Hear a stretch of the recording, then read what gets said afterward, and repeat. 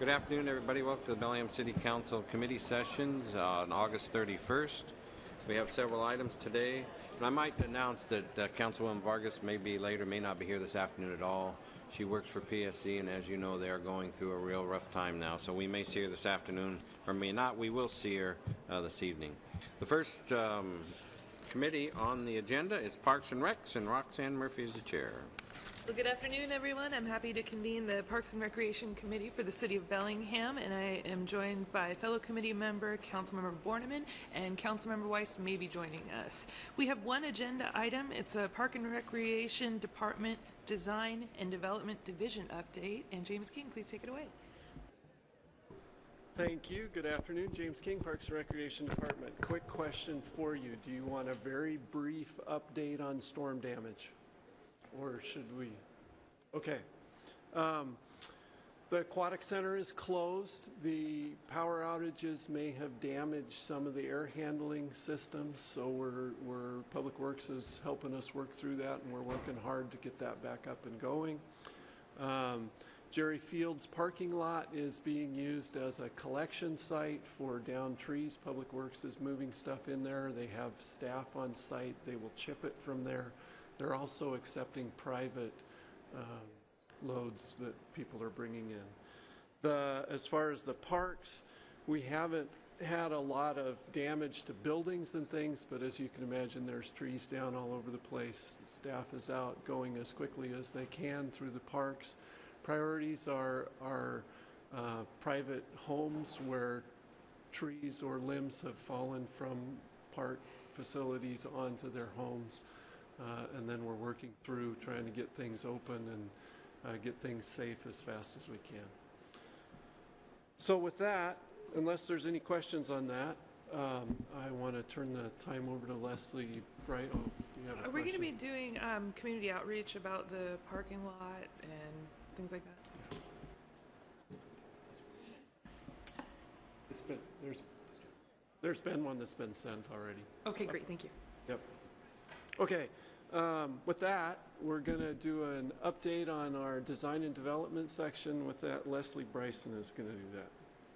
Good afternoon, Council. I'm Leslie Bryson, the Development Manager for Parks and Recreation. I was looking back through my records. The last time I gave you an update on our projects was in March of 2013, so this will be a good time to give you an update on what we've been doing. You've heard recently from Marvin Harris, Park Operations Manager, and Dick Henry, Recreation Manager. We are the third division in Parks and Recreation, and we have 5 people on our staff that do everything from planning for the future of parks, land acquisition, managing capital projects, and keeping track of our land inventory, and a few other things. The budget document states that our division plans, acquires, designs, and develops parks, trails, and open space in accordance with the city's comprehensive plan. But there's a lot of other things we do as well. We're involved in development review. We work closely with the Planning Department and Public Works Department and the Permit Center on new developments that come into the city to see where there's opportunities for trails and parks. We're involved in community planning, including urban village planning, things like the pedestrian and bike plan. We coordinate with other departments on those kinds of things. Because many of our projects, our capital projects, have wetland impacts, we have long-term wetland mitigation and monitoring. That's a requirement of our permitting.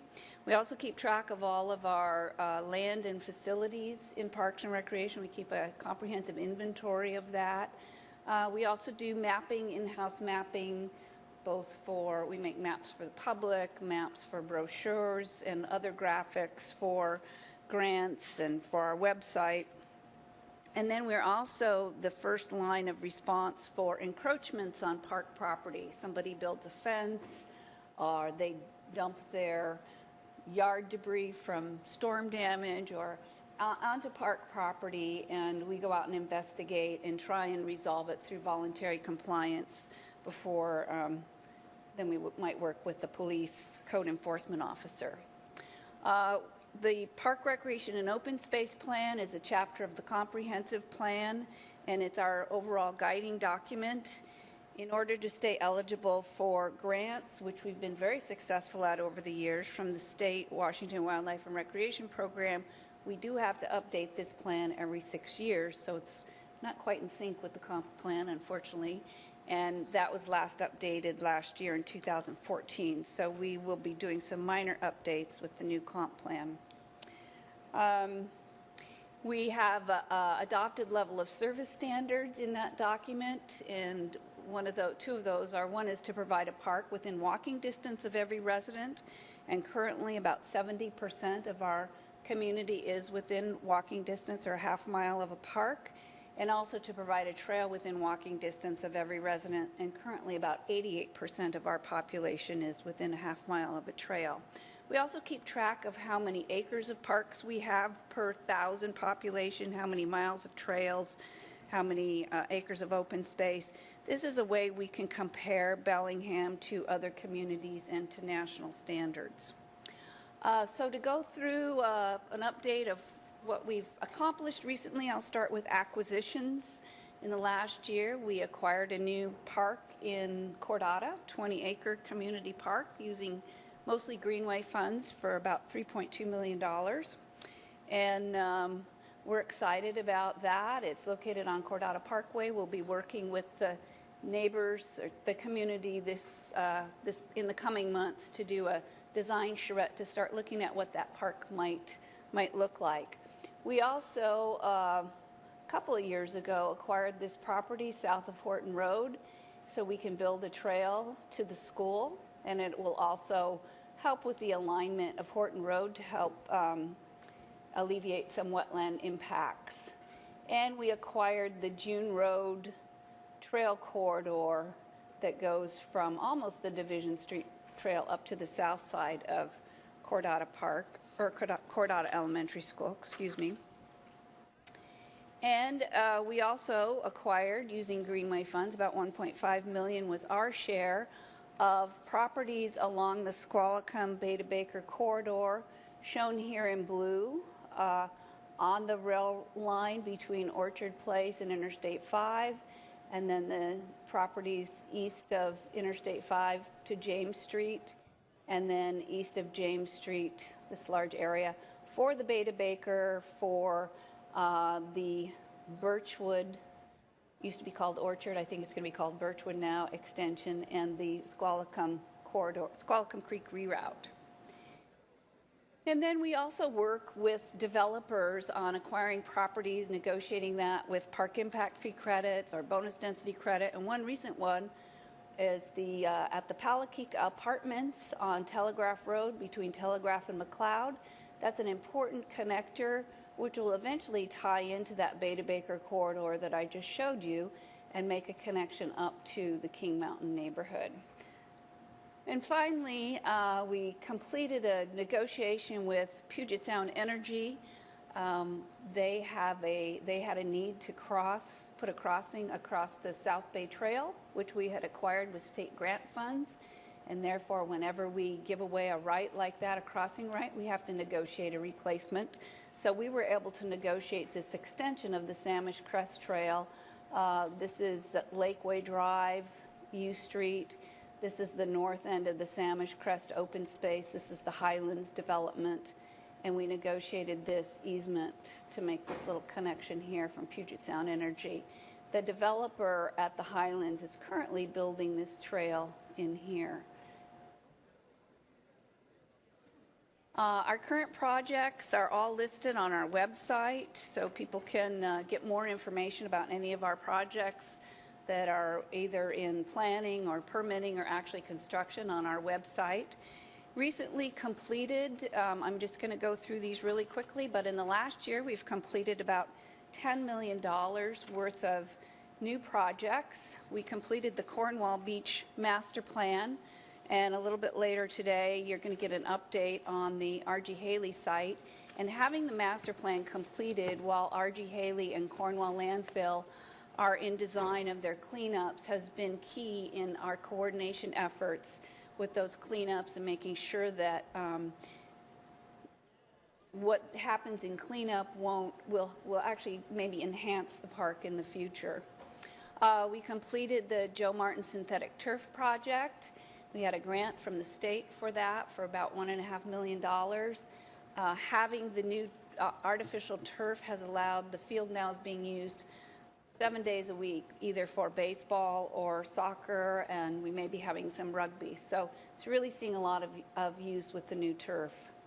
As you know, last fall we opened the Whatcom Creek Bridge almost a year ago, the replacement. That was a joint funded project with Transportation Benefit District funds and Greenway funds, and when it was closed we heard a lot of people complaining, so we know it's a popular route. We were able to realign it and make it more visible and I think a safer overall trail. We, earlier this summer, had the grand opening of the Cordata Park Meadow. We built a loop trail. I installed the first picnic table north of I-5 for Julie Guy. And if you haven't been out there, it's really a nice walk, nice wooded setting with a loop trail around the meadow. We also opened at the beginning of this year Squalicum Creek Park, the third phase of that park, including a very popular playground and dog off-leash area. And in fact, we're going to add some additional overflow parking for those times when the park is just being loved to death.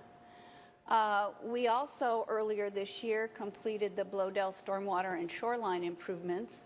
We had grants for this project from the Department of Ecology as well as the Aquatic Lands Enhancement Account, and matched that with local water funds to do both stormwater and shoreline improvements. We have some money left over, and we're going to be doing another small project this fall to spend the rest of that money.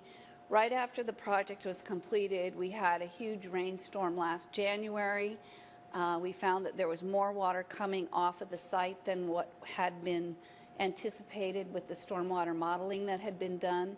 So we're going to do a few more improvements to capture and route that water appropriately. The South Bay Boulevard BNSF crossing finally was completed and opened. That was also a joint funded project with Transportation Benefit District funding and Greenway funds. And to date, BNSF has billed us for just around $200,000. So I think we're done with that project and completed it for slightly less than anticipated. We also installed a new septic system at Woodstock Farm. This drawing just shows you what a complex project it was, trying to hook up all the restrooms, all the buildings on site. We had a tank farm. We have an upper drain field on the bluff. It caused a lot of impacts to the site, but if you go out there now, it's all in place. It's working great, and you can't tell anything happened. And on July 7th, we had the grand opening of the new waterfront breakwater trail. I'm going to talk about that a little more this afternoon when we have the waterfront meeting, but that's exciting to have new access on the water. And we're also have some funding to make improvements at Maritime Heritage Park. One of the things we completed this spring is putting new seats on the amphitheater. We took out the old wooden seats and replaced those with concrete cap, had the whole area power washed and fixed up. We've been having the concert series on Friday with the food trucks, and I think there's just one more week of concerts at the park, so don't miss it. Hopefully we'll have some good weather. And we're also going to use this money to look at doing improvements to the restrooms. We're changing out the lights to an LED night sky friendly light. We're working with Public Works. They're going to do the same on their lights, so we're participating with them on that. Looking at adding additional safety lighting in the park, and just a variety of things to work on vegetation management and really just sprucing up the park and making it a more comfortable place for the public to visit. So coming up in the future, right now under construction is the Cordata Trail to School, starting at the end of Horton where you get on the Cordata Park Trail, going south to Cordata Elementary School. And at the same time, the developer of June Road is in permitting to build the trail from June Road up to the school. So By the end of the year, our trail will be complete, and hopefully not too long after, the trail will go all the way to June Road. We've been working with the school district, and they're very excited. The teachers are very excited to have a place to take their students out to enjoy the environment around them. As I mentioned, we acquired the Beta Baker Trail Corridor in conjunction with Public Works earlier this year, and we are in final permitting and design to build the trail from Orchard Place, just here's Cornwall Park, so from Orchard Place under the freeway up to a crossing at Orchard Drive, and then coming back down and following the railroad grade to Iron Gate with a connection to Sunset Pond Park. That will be out to bid about the end of this year and start construction next spring. We have a $500,000 grant from the state, Washington Wildlife and Recreation Program, to help fund this project. We are also working on a project at Whatcom Falls Park on the Woburn side. As part of the Olympic pipeline settlement, the city acquired some property adjacent to Whatcom Creek that had been slated for development of condos. And we also received some money from, as part of that settlement, to build a trailhead. There's a couple areas there where people pull off and 2 or 3 cars can park there. We're actually going to make a trailhead parking so it's a little more organized and we get a few more cars in there. And then following the old logging road that the developer built, do some grade improvements and drainage improvements and put a gravel surfacing on that all the way up to the Waterline Trail.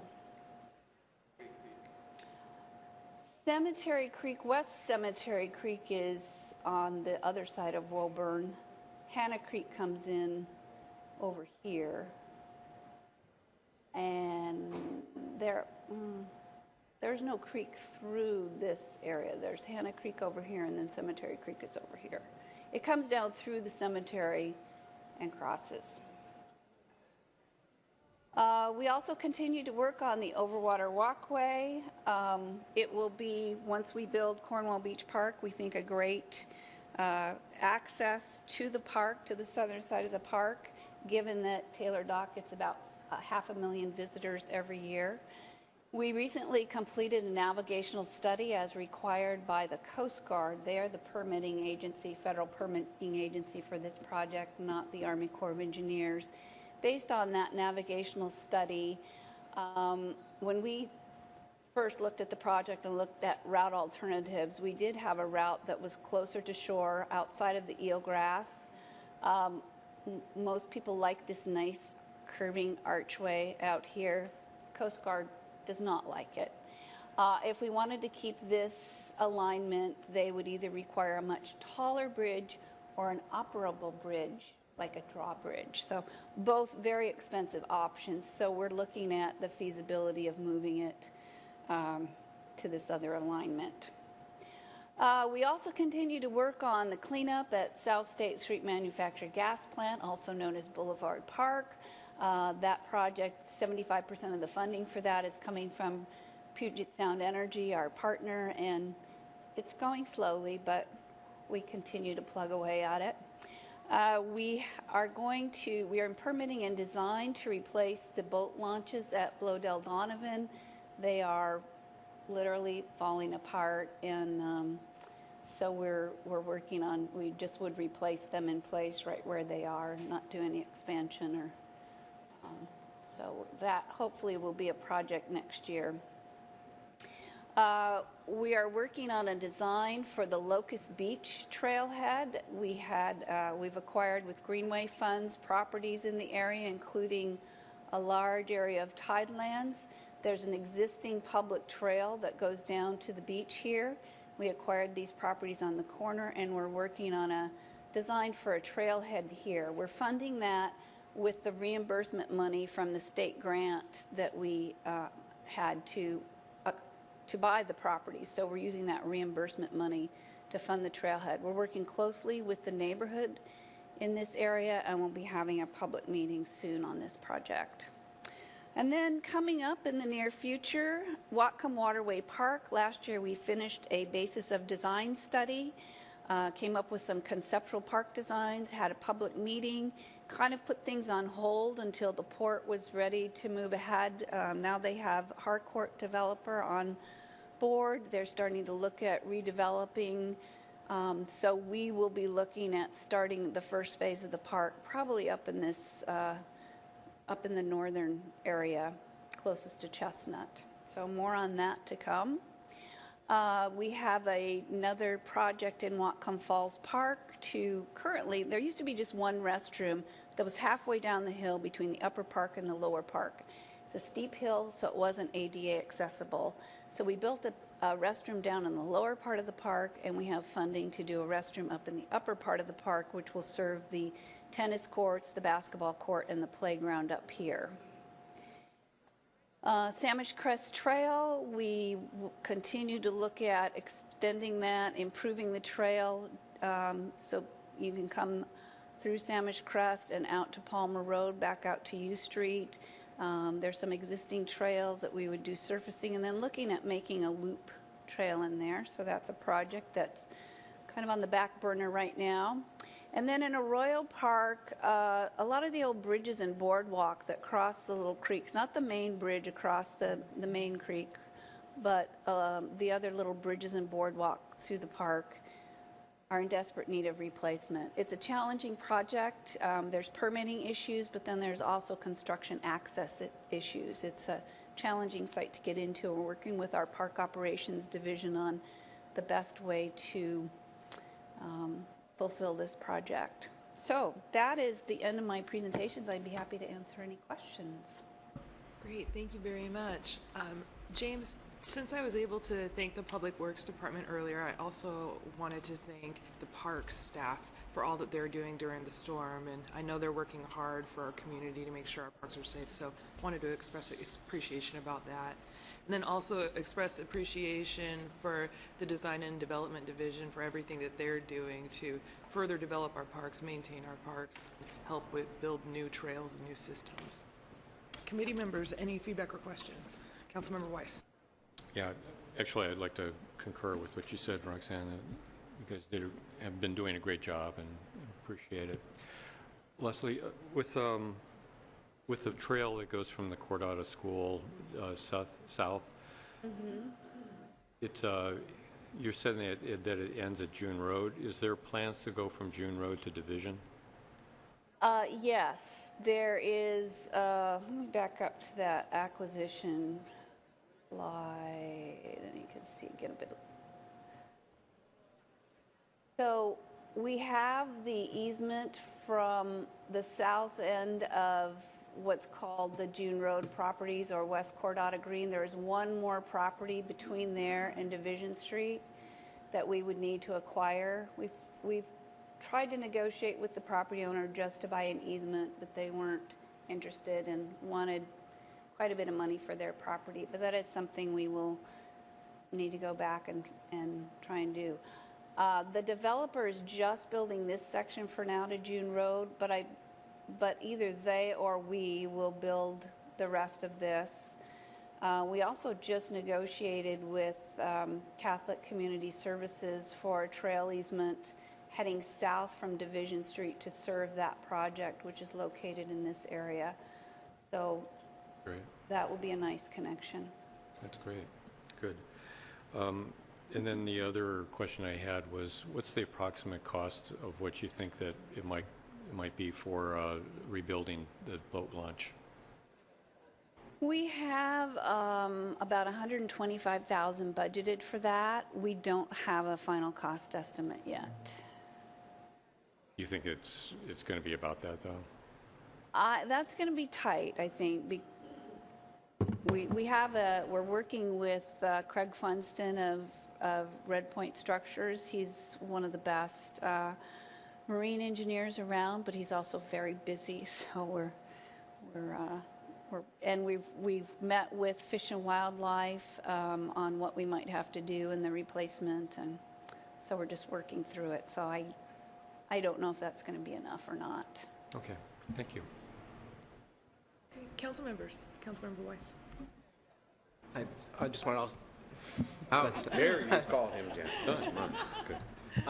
thank you. I also wanted to just thank you for your presentation today. But I did want to ask, on the new park site there's a part of that's shaded in a different color, and I'm just wondering what that is. This here, that is still owned by the Cordata Business Park. It's a wetland.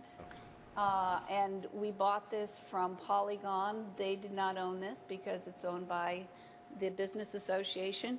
We have met with them. We've talked about the possibility of how we might work that into the park. So they're open to discussions on that. And one more follow-up question.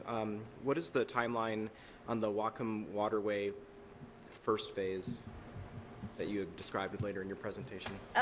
Well, it's dependent on cleanup of both Whatcom Waterway itself and then GP West. And we have biweekly coordination meetings every other week with the port and Public Works to talk about coordinating the cleanups, Granary Blowdell Road and Whatcom Waterway Park. And I believe the last word they gave us, it'll be late 2016 when those cleanups are complete. So we're looking at construction beginning in 2017, most likely. I think that is about when the roadway is expected to start as well. Thank you. Councilmember Lilliquist. Thanks, Roxanne. Just a small question.